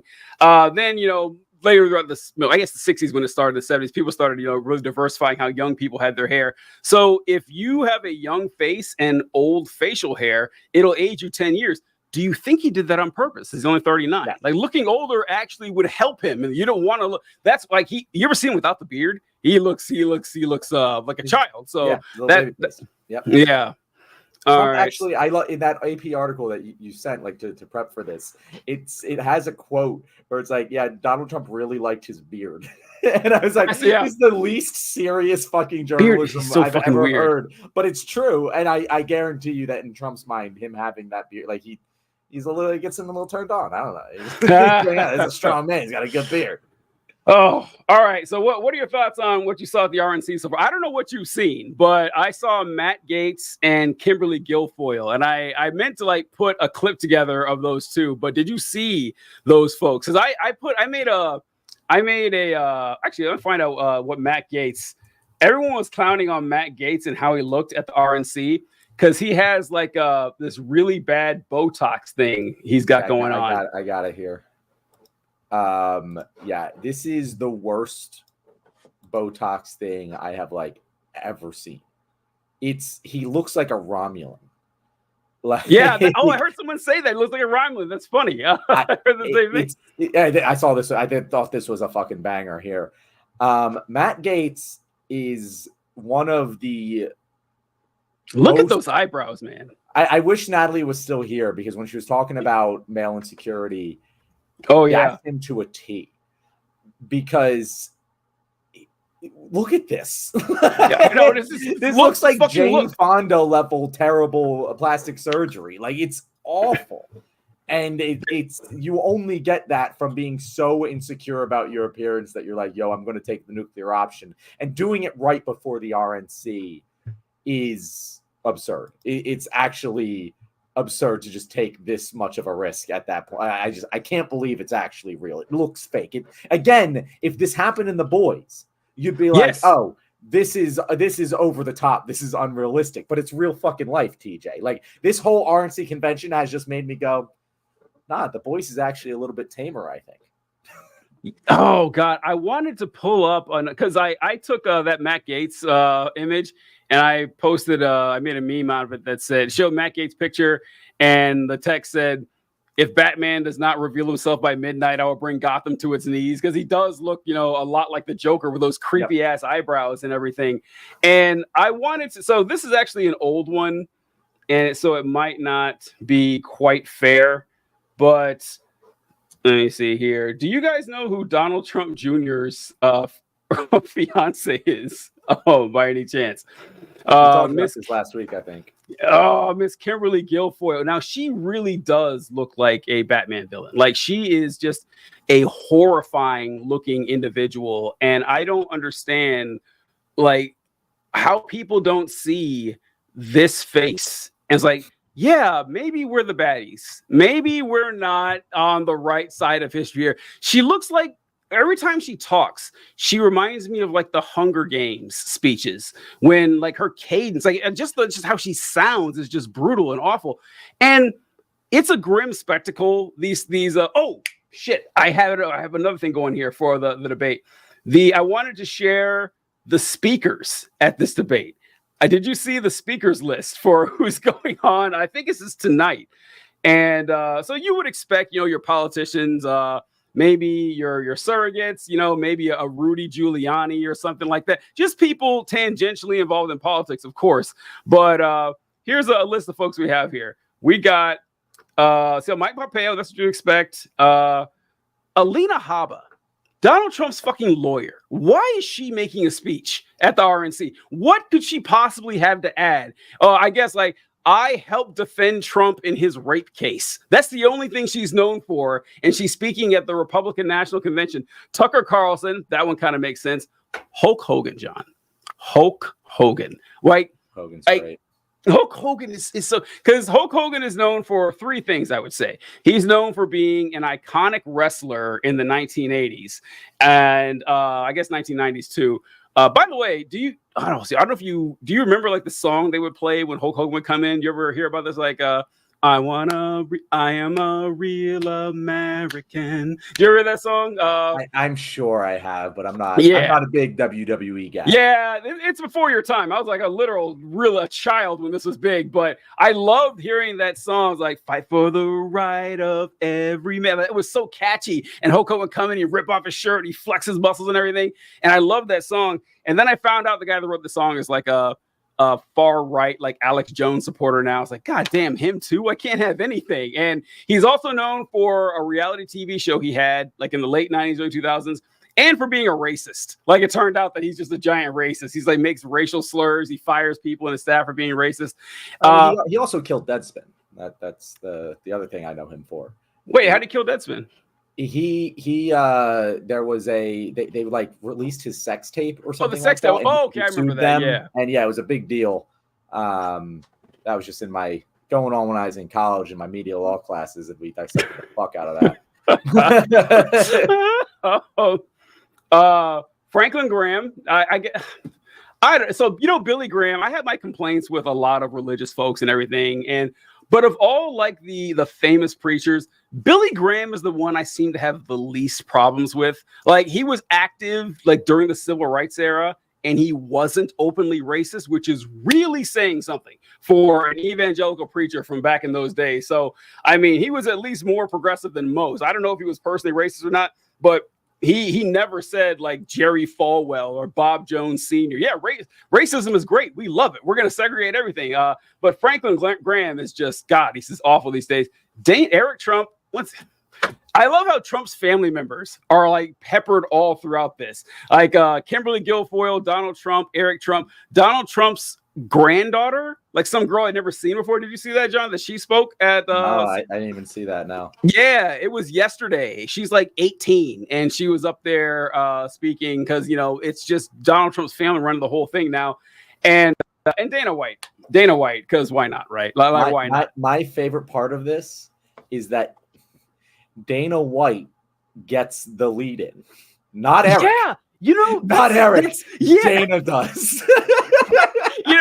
It's so funny you point this out, because I was like, wait a minute, like, why is Eric Trump featured that night and with everybody else? But you're right, Dana White is the big draw. Like, who gives a fuck about Eric Trump? Like as unimpressive as the Trump children are, he seems to be the least. It's just like I need to like beat it. Like I bet you. I really hope that this happened. Eric Trump was supposed to be the lead-in, and then Dana offered to do it, and Donald was like, "Oh, bro, you're getting the lead-in spot. You're speaking of the RNC." And Eric was like, "But Daddy, I thought I was supposed to have the lead-in." And he's like, "Well, son, get your numbers up. You can't do shit to Dana, so it kind of sucks to suck." Oh, I would love to be a fly on the wall for that conversation. Like, I don't know. It's just like the Trump children, and it's just, I guess only two of them, Eric and Don Jr., are the ones who are constantly begging for their father's attention. Like, and look, Trump, he has a weird fascination with his daughter, like, obviously, but she does seem to be the most competent of the three. I got to tell you, like, if I had to like trust my accounts with one of them, Ivanka hasn't popped up, right? No, well, she doesn't want to be involved in this. I think she's distancing herself. Yeah, she is. Yeah, she's the Roy daughter that wants to distance herself from the fascism. If we're talking secession terms here, I haven't seen Secession. I've heard great things about it. Yeah, Ate told me that's a great show, but it does make you wonder why. Like I don't see any downside, even if you don't like your dad or you don't like politics, whatever. I mean, being around the White House would benefit you. Like, it just would. There's just like the power and the influence, the knowledge. I don't understand why. I mean, who cares? But it's just interesting to me that she's decided to completely distance herself from now, unless she's afraid of like prison stuff. I don't know, because Trump is going to be. Ivanka has always been more left-leaning than Donald. And I do think that she might just be like, "Yo, you've gone too far off the deep end here. I don't want to be associated with this." Or she's just kind of like Melania, where she's like, "I don't want to deal with it." Like, I tried. I got into this. My what the hell's her husband? Kushner? Like, yeah, Jared Kushner. He's an idiot. And she was just like, "I don't want to deal with this anymore." And I can totally see that. Whereas like Eric and Don Jr. are just like, we want the secession, like we want to be the next in line. I don't know which one it was Eric or Don Jr., but he was talking, I think it was on CNN, whatever, and he was with Vivek Ramaswamy. Put that in the thumbnail, by the way. He was like, "This is going to be my running mate in 2028 or 2032. No, 2032. It was 32, which I thought was the weirdest fucking year for him to say. Yeah, that was weird. Because if you're thinking about this, that means he thinks that his dad is going to win, and then the Democrat is going to win in 28, and then he's going to somehow beat that Democrat, even though his dad is out of power now. It doesn't make any sense unless there is actually an internal plan for Trump to try and have another term after this. And he just that was a Freudian slip on his part. Or he's just an idiot and doesn't know how elections and years work. Which is also a possible explanation. That's exactly what I was about to say, that he probably doesn't know presidents are limited to 8 years. Like he probably doesn't know that. That's as good a guess as any, if you ask me. So yeah, Eric Trump, a weird kid. I was looking for hold on, let me see. I think it's the video right here. It's Eric Trump talking about his family, and I love Eric Trump videos. I love them. I tell people, like, I post them on TikToks. Like, listen, I know you guys are for more Eric Trump content, and I got it for you. Nobody gives a fuck, but he's just the most fascinating Trump kid for me, because like Donald Trump Jr. is the insane kid. He's coked out of his mind. He's on 100 different podcasts. He's just running around, shaking his head cut off.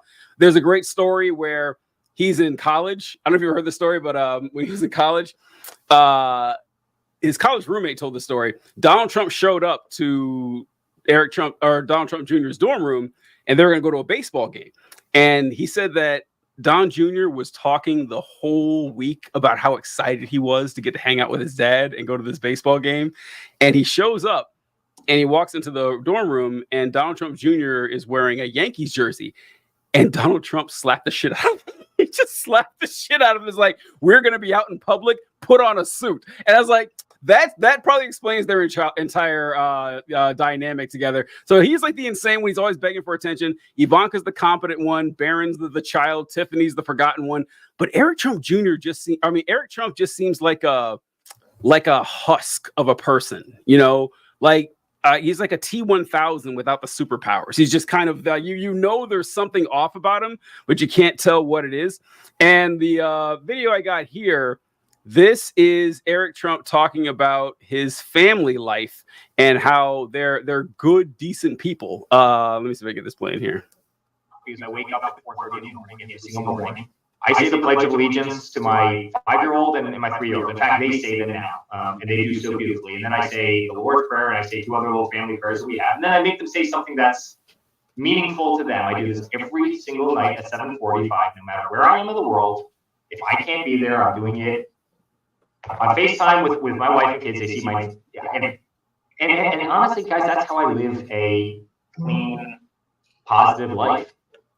I love that video. I love it so much. He wakes up at 4:30 in the morning and recites the Pledge of Allegiance with his children. He does the same thing before they go to bed, and it just shows like this is how little they think about you folks. This is what they think would actually work on people. And I swear to God, there's gonna be people like, oh, isn't that great? Look at the great job Donald Trump did with those kids. And I can't get enough of it, man. Like, I know Trump's not gonna be around long, but I'm glad that the Trump kids will be around for a while. Hopefully, God willing. Yeah, and to segue, I want to segue away from the Trump kids to say a couple other things about the RNC here. You brought it up earlier, and we just have to talk about this. What's her name? Guilfoyle. Guilfoyle. Yeah, it's right there on my screen. This was so. I've been going back and forth all day of whether this is intentional misdirection or pure stupidity. Interesting. So we'll just play the clip here. It is no wonder that the heroes who stormed the beaches of Normandy and faced down communism sadly say they don't recognize our country anymore. This is not an accident. Yeah, well, TJ, why might the heroes who stormed Normandy to fight communism, why might they not recognize this country anymore? Do you have any ideas? What they might not recognize about that statement, maybe? Yeah, maybe because those people don't exist, because we didn't storm Normandy to fight communism. I don't know. Like we fought alongside communism. Yeah, right. Yeah, they were kind of our allies and everything. So you were asking whether this was just a mistake or intentional misdirection. I fall on the side of mistake because, like, for a couple of reasons. Maybe I'm being so generous to Kimberly fucking Guilfoyle here. Like maybe she meant to say, like, as two different things, like the people who fought at Normandy and the people who fought against communism, like in, two different sets of people. But no like one the ever fought against communism. Well, I mean, like World War II and Cold War, so maybe that's what she was talking about. Or more likely, maybe it was like how we mentioned before, how these terms have lost meaning with people. Like fascism just means bad, and to these folks. And so communism just means bad. So yeah, the Nazis must have been communists because the Nazis were bad. That's my guess, because I don't think, honestly, that folks like Kimberly Guilfoyle are sophisticated enough to actually sort out the difference between what that shit means. I don't think so, at least. That is fair. I guess I am giving her a little bit too much credit, but I do think that like rewriting World War II as somehow against communism would I'm still sharing. I didn't even realize. Would certainly be in the playbook of a fascist to want to rewrite that thing. And that's exactly the kind of thing that they would say. But you're right. I don't think Kimberly Guilfoyle is really getting the marching orders on that one. No.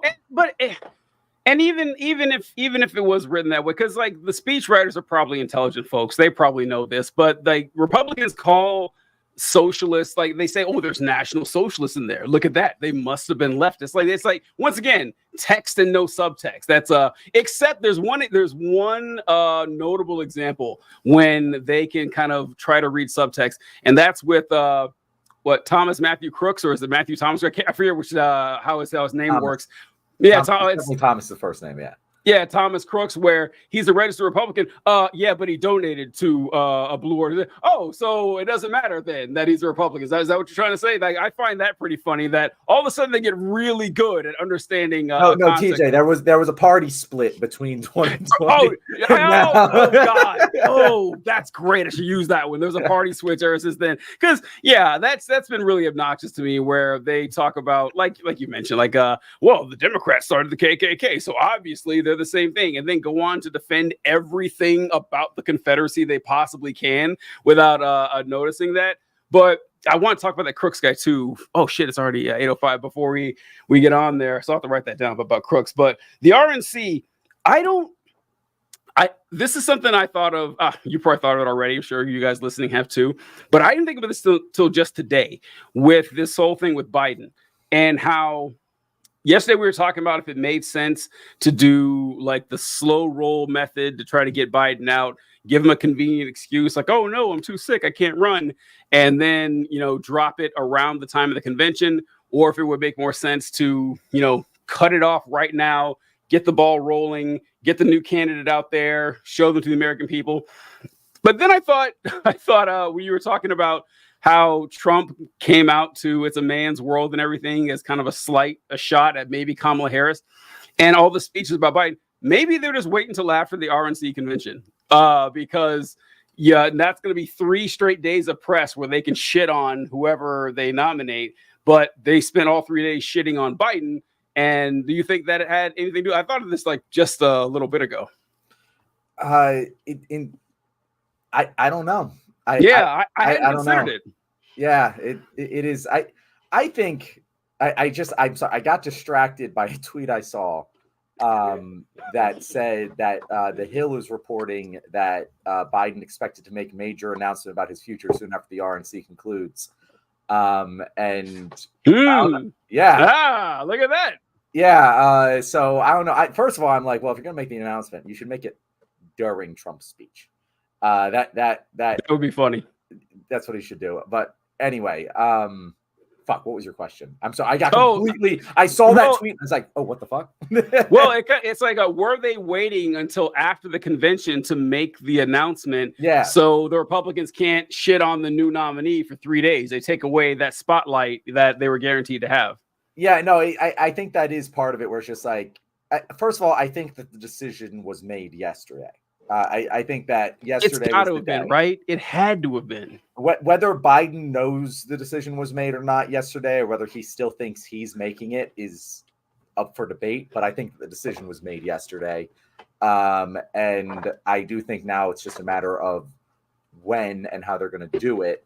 And you're right, like it is strategically beneficial to be like, hey, the RNC is going to have their entire convention not knowing who they're running against. Yep. And as I alluded to earlier in the show, like he came out to It's a Man's World. He's clearly, and I think there was a statement released by the Trump campaign today where they were talking about the vice presidential debates, and they literally said, we don't know who Kamala Harris's vice president's going to be, so we can't agree to any. Oh shit! Did he say that?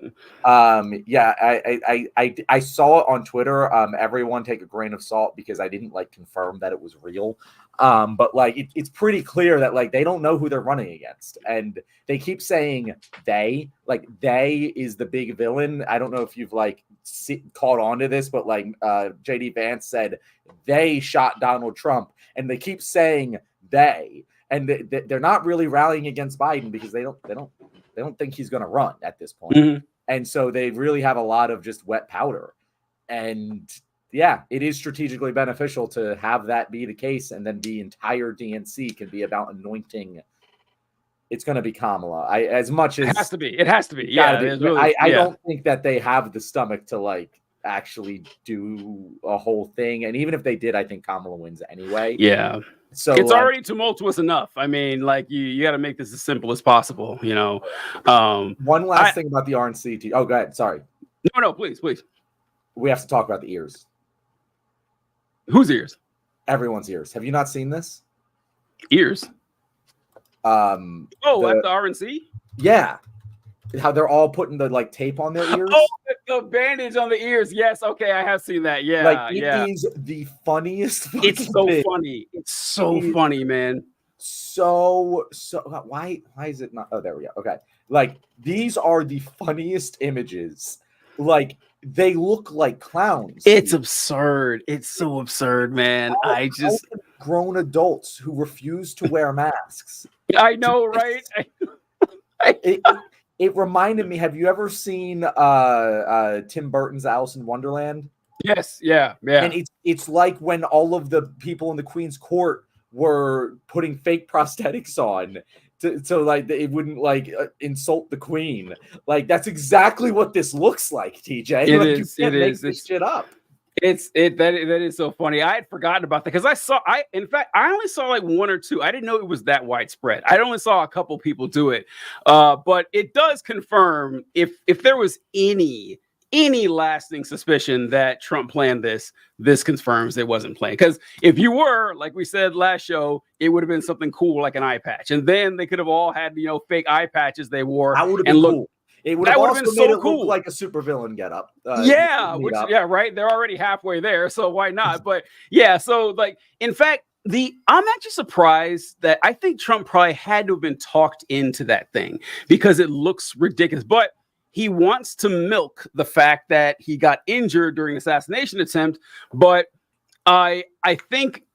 I don't know. I don't know if he like needs stitches would have probably been fine. I don't know if he needs a bandage or anything like that, but it does look absurd. It's not something that makes you look tough, like even if he had like hurt his wrist or something, like a bandage literally anywhere else, like a Nelly Band-Aid across your face or something, as anything would look cooler than that. And then having people mimic it, you're absolutely right. I've been thinking about like just the American flag eye patch ever since you said it. Like I'm just like, God, that would have been cool. Been so great.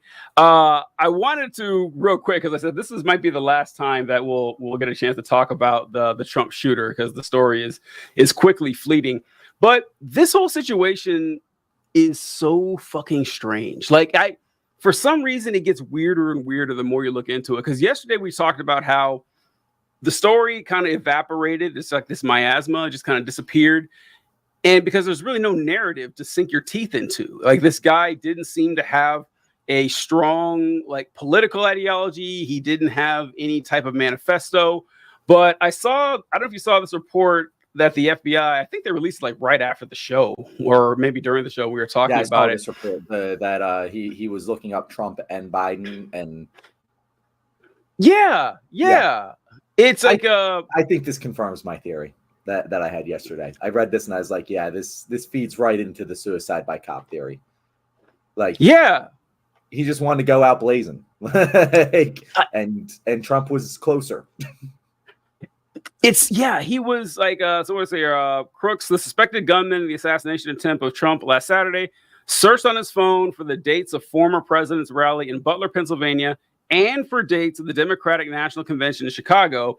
That's like, did he plan on driving? I don't know. It doesn't matter. He's dead now. We can't ask. Sources familiar with the investigation told NBC News. Crook also searched on his phone for images of both the former president and the current president, sources said. The suspect's phone search history revealed no indication of his political views.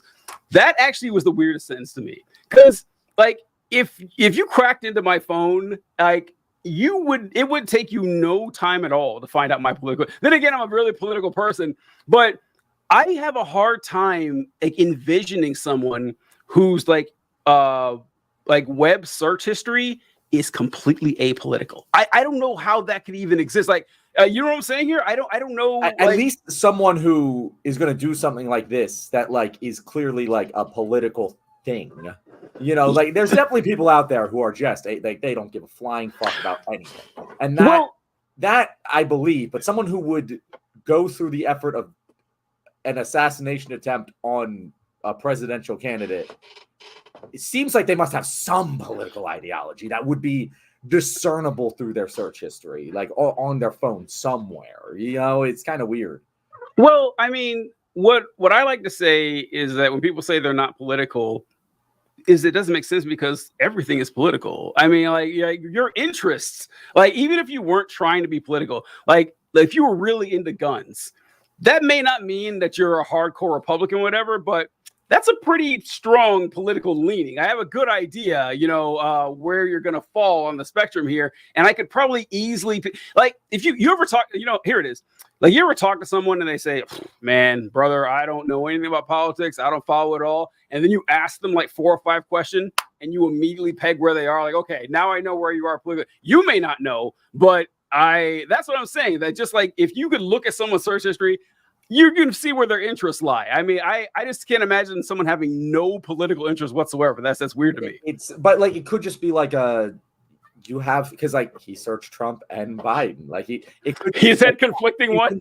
He's into guns, but also he's gay. Like, like it's just like, it's probably like balanced out. And I don't know. Is maybe the conclusion of just like, there's not enough evidence in either direction. Not so much that there's 0 things that are political in his phone, but it's inconclusive which side this dude ended up on because he's clearly a nutcase. I like that idea of every single belief he has equally balancing out. Like he spent 5 hours on the UAW website researching Sean Fain and signing up for courses, but wrote in support of right to work laws in a state too. It's just completely contradictory in every single part of his life. Like, what is with this fucking weirdo? What's wrong with this guy? Because it'd have to be something like that. Like it would have to be something that's like completely diametrically opposed in everything he says. The Secret Service will be in charge of security, blah, blah, blah. I think there's something else here too that I saw. I can't remember, but it's just like, I just have this deeply unsatisfied feeling about this, because it's just such a fucking mystery about what this guy wanted and going through the troubleshooting. Now, look, I dismiss the conspiracy claims, and we went over this yesterday about how like in order to get everything to fall in place for it to be a conspiracy, it's kind of wild. But I do have unanswered questions, which bugs me too. The main gets me, John. The main one that gets me is the fact that they saw the shooter like 20 minutes before he shot at Trump. Like they saw him. Like you remember seeing the video. The counter snipers were ready. The counter snipers killed him right after he took the shot. So the Secret Service or the cops or whoever saw them saw the shooter 150 yards away. I assume they scoped him out and saw that he had a rifle, and they still let Trump on the stage. That's the part that's weirded me out. If they saw him, which they said they did, and there was even a 5% chance this guy could take a shot at the president, why is he on the stage? That's That's gross. And obviously it's because one of them like had a son that went to high school with him and was in their sharpshooting club and knew that he wasn't a threat. He's fine. Don't worry. Tell Don it's fine. Tell Don to get on the stage. It's perfectly cool. This guy couldn't hit the broadside of a barn. Mr. President, you have never been more safe than you are right unless now. he's trying to hit someone else. Yeah, Donald is safe. I did hear one decent theory on it that honestly it's my favorite conspiracy theory on this, that the Secret Service hates Trump. He probably treats them like shit. He's probably a horrible boss. Like, oh man, we don't want this guy for 4 more years.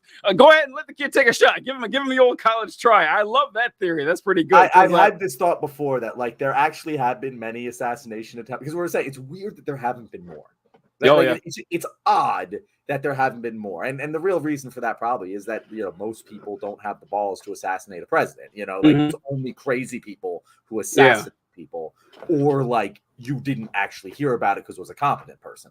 But like I have you ever heard that like it goes around like once every other month on Twitter where it's like, hey, I had this great idea for a Superman movie where it's about Clark Kent and FBI investigate, like the CIA is trying to kill this journalist Clark Kent, but they can't for some reason. And like I would love this, like the Secret Service has been like trying to kill Trump for years, but he just like fucking Inspector Clouseau's himself out of every situation. Like that would be really funny. But no, it is weird. And I'm surprised that like the Secret Service, like the head of the Secret Service hasn't resigned. It feels like something that you just seppuku yourself, like you fall on your sword, you're done, like you've dishonored, just like maintain the faith in the establishment. I'm surprised that hasn't happened. Like that is kind of weird. Maybe it has. I haven't heard. I imagine they do an investigation first. Like they'll probably it's the government can't scratch their ass without a giant hullabaloo about it. So I have heard about that because a lot of people are asking when's the investigation? Okay, this happened like 5 days ago. The investigation is going to take weeks. I guarantee you. Like, it's not going to happen. And people are like, well, how do we know Trump was injured? I still people say, well, maybe he had like a razor blade in his hand and he's like a magician on the side and nobody saw it or some shit, and where's the medical reports? And look, all that shit's going to be sealed away. And plus Trump, he probably didn't get hit with a bullet. Otherwise his ear would be a lot worse shape. It was probably glass and everything. And if I were Trump, I wouldn't let that medical information. No, I got shot. That's what I would say. I got shot. Like, yeah, exactly. So Trump probably doesn't want that information. You know what, TJ, he fucked it. He should have came out to many men. That's what he should have walked out to. Many men would have been way better. It would have been great. In fact, I hope he's not watching right now because that would be badass. If he came Stop giving the opposition ideas, John. Stop giving my shit. Oh, all right. So we only have 10 minutes left here. Let's. You want to talk about Joe Biden leaning into left-wing causes, and we don't have a lot of time, but we can try to hop on that. What were your thoughts on this? Yeah, so Joe Biden has come out with a kind of, it seems like he's just throwing the kitchen sink out there. Right? Why not, right? Why not? And it's like, he's come out with, he wants to support, or he hasn't officially said this, but it's been reported that he is planning to come out with an endorsement of a Supreme Court official legally enforced code of ethics and term limits for the Supreme Court. It has come out that he wants to cap rent, and this is official. Like he said, I want to cap rent increases at 5%, which I actually really like how he did that policy, and we don't need to get into the policy too much now. But there was another like progressive style policy that he came out with. I forget what the third one was off the top of my head right now, but he is just throwing these things at the wall. Tellingly still not legalizing weed for some reason, but like he's throwing these progressive policies at the wall in an effort to try and maintain his candidacy and hoping that it'll attract people. And it really pisses me the fuck off, TJ. Like it really, really pisses me the fuck off because every year presidents go, hey, I'm going to do this. Like when he's like, I'm going to codify Roe. Like we know you're not going to fucking do that, but it makes sense that you say that because Democrats say that every fucking year. But the fact that he's throwing out these progressive policies in a last ditch effort means that on some level, he recognizes that they're electorally favorable. And yet he didn't want to implement them, even though he thought the whole time it would help him electorally. Like, to me, this means he's actively against these things and feels like his hand is forced, which just pisses, and he's just pretending like this is a good thing now. It pisses me the fuck off. Like, as much as it's ostensibly good that he's doing this, it really just feels like he's kicking me in the balls. Yeah. So I don't know. I pulled it up here, but you were talking about his the 5% rent thing. Mm-hmm. Did you see the speech where he was trying to say it, but he said that we're capping rent at $55? Did you see that where he misspoke on that? That's so Yeah, funny. he said $55. You know what, Joe? You got my vote.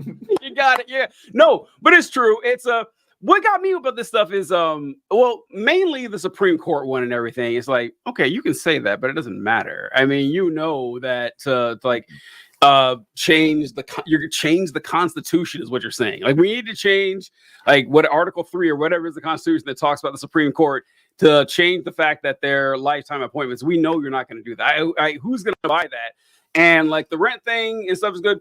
What I thought would have been a good thing for him is that I saw he has a meeting with Benjamin Netanyahu, or he was supposed to have one like this weekend. I saw today that he still plans on doing it. I don't know if that's changed, but I saw that a couple hours ago. I gotta tell you, so you're saying that if he does like these things, you could vote for him. If he gives Netanyahu COVID, I might say, hey, look, man, you might you want to take him down with you? All right, we can go for that. It's just let me TJ. The good thing about this moment in history is that the memes are fucking fantastic, and I saw two great memes about this. One was it's the Woody holding back Sora, and he's like, hold up, let him cook, and it was the report. It's just like, yo, let Biden stay president for a couple more days. Let's see how this one plays out. And then the other one I saw, it was the Tyrell from Game of Thrones, not the young one, the old one. Who poisoned everyone, and it was like, this is Nancy Pelosi licking doorknobs all around the White House with coke. But I fucking it's great. It's great. All of it is great. I'm relieved, TJ. I feel like I can laugh again. Biden is going to step down. I feel like I'm free again, TJ. I came home last night and I was like, I hugged my fiance. I was like, it's over. He's done. I can breathe again. I wonder about situations like this with Joe Biden because I don't know. Then again, Joe Biden, once again, saying he's old doesn't seem to cut it because it's not so much that he's old; it's that his brain's falling apart. Like, he's old and his brain's not working. But if I were in Biden's situation, when he essentially has nothing to lose, like, just go for it, man. Just like throw anything against the wall and see if it sticks. That you couldn't possibly be in a worse situation than you are now. And it reminds me, do you remember when what was his name? Doug something. He ran for Senate in Alabama against Roy. I can't remember his first name. I can't remember that guy. The guy who was a pedophile in Alabama. Yeah. It was Roy something. And Doug Jones, I think, was the Democrat who ran against him. I want to say Roy Williams. That's a basketball coach. That is, I don't want to besmirch the North Carolina Tar Heels. Let's say that their coach is a pedophile. Roy Moore. That was his name. Roy Moore. Yep. And so Roy Moore had a woman came forward and said that, when Roy Moore was like in his 30s or 40s, he was dating her when she was 14 or some shit. And he was the sitting senator in Alabama and running for re-election. And so the Democrat, Doug Jones, ran against him saying, hey, how about you guys not elect the pedophile? This is a deep red state. Mm-hmm. And so Doug Jones, the Democrat, won by like 0.5%, I might add. Like the guy was like an open pedophile, and Republicans still voted for him. That's how like monstrous these folks are. Now, Doug Jones knew he was going to be a one-term senator. Like, odds are 6 years later, he's still going to be in a red state. Like, Alabama's not going to turn blue like in the next half decade. And he's going to be running against a Republican who's going to kick his ass. Just absolutely going to be slaughtered. And I remember Tommy Tuberville. He lost to Tommy Tuberville. Oh, see that? Yeah, that's how red. Exactly. Oh my God, it was Tommy Tuberville. Holy shit, I didn't think about that. But there was no way he was going to have anything more than one term in the Senate. And I remember talking to my friends about this. Is like, he should be the most radical fucking communist in the country. Like, you got you got 6 years in the Senate. Do as much as you possibly can. But nope, he was a pretty standard Democrat the entire time. I was like, man, why not? And that's how I feel about Biden right now. Just do whatever you want, man. Just try to do something to make your legacy salvageable in some sense, that you could actually do good for, you know, the young people who you shit on this entire time. It's just really depressing. I don't know. I mentioned yesterday how I really like Nate Silver, and he had a really good column where he said that he was at the World Series of Poker, and he was like, if the however many members of the PNC, if they were switched with the poker players here at the World Series of Poker, Biden would already be gone, because World Series of Poker players know risk management. They know to not be risk averse. They know when to take risks, and this is the time when you need to take risks. However, politicians are in a way bred to be incredibly risk averse. The way you win in poker is by taking risks. The way you win in politics is by taking as few risks as humanly possible. So I think that we often think this as people sitting on the sidelines.